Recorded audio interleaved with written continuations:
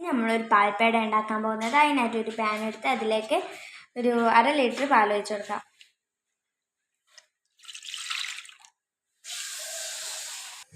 നമുക്കിത് തിളപ്പിച്ച് വറ്റിച്ചെടുക്കണം. നാരങ്ങ നീര് കുറച്ച് ഇതിലേക്ക് ഒഴിച്ചു കൊടുക്കണം. നമ്മൾ ഇത് ചെറുതായിട്ട് തൈരിൻ്റെ മധുരക്കായ വന്നിട്ടാണ്.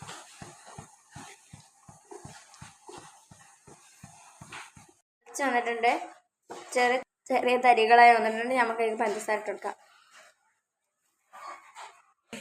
ഇത് ഏകദേശം നല്ല കുറുകി വന്നിട്ടുണ്ട്.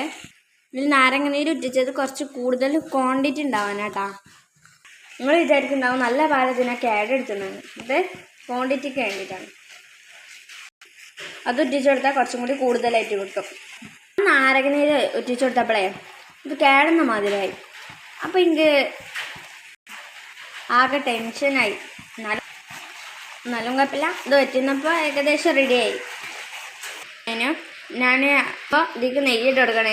നെയ്യിട്ട് കൊടുക്കേണ്ടേക്ക് വീഡിയോ എടുക്കാൻ പറ്റില്ല.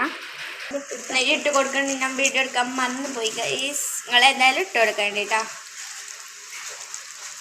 ഇത് ഫുൾ ടൈം ഇങ്ങനെ ഹൈ ഫ്ലെയിമിലിട്ട് വറ്റിച്ചെടുക്കണം കേട്ടോ.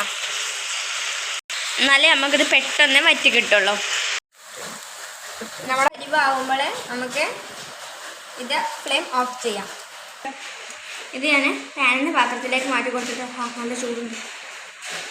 ഇത് കുറച്ച് ചൂട് ആറിയ ശേഷം ഇത് നമുക്ക് നന്നായിട്ട് കുഴച്ചെടുക്കണം.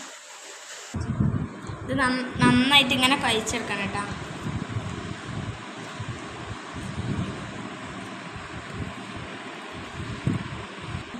ഇതിങ്ങനെ കുറച്ചെടുത്തിട്ട് ഇങ്ങനെ ഉരുട്ടി കൊടുക്കാം.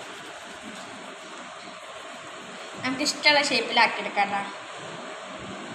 ഇങ്ങനെ ആക്കിയെടുക്കാം. അങ്ങനെ നമ്മുടെ പാൽപ്പേട റെഡി ആയിട്ടുണ്ട്. കണ്ടോ, സോഫ്റ്റ് ആണ്.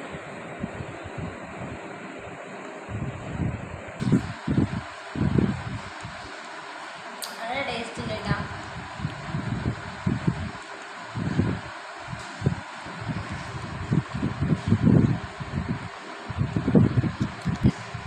എൻ്റെ വീഡിയോ ഇഷ്ടമായാൽ ലൈക്ക് ചെയ്യുക, ഷെയർ ചെയ്യുക, സബ്സ്ക്രൈബ് ചെയ്യുക. അപ്പോൾ അടുത്ത വീഡിയോയിൽ കാണുന്നവരേക്കും ബൈ.